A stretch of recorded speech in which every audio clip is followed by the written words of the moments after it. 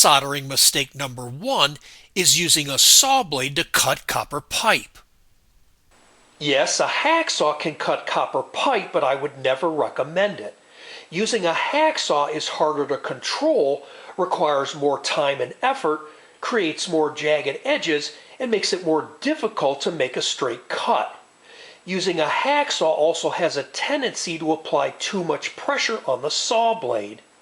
Due to the softness of copper, this has a tendency to cause the copper pipe to become deformed and no longer perfectly round on the end. I would also never recommend using a sawzall or any kind of power reciprocating saw for some of the same reasons. Once I read about a company using a power miter saw with a metal cutting blade, cutting large volumes of copper pipe. What they reported were random problems with the copper pipe becoming deformed and no longer perfectly round on the end, so I would never recommend using a power miter saw.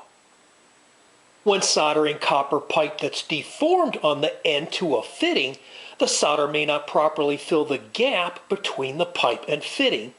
This may create a weak connection that's prone to leaks. Using a special pipe cutter tool will make fast, smooth cuts by rotating it around the copper pipe. No matter what type of pipe cutter you use, be sure the blade is sharp so that it does not deform the copper pipe. If the blade is dull, be sure to replace it. This is by far my favorite pipe cutter. You simply snap it over the copper pipe and turn it clockwise.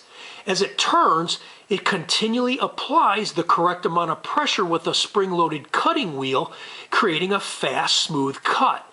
This particular one is for half-inch copper pipe. They're also available for 3/4 inch and 1-inch copper pipe.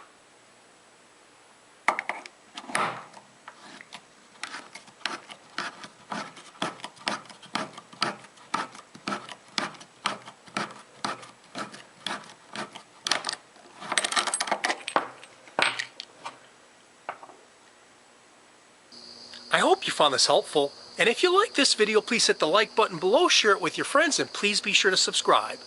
God bless you and have a great day. Bye for now. Okay, Sparky, wave.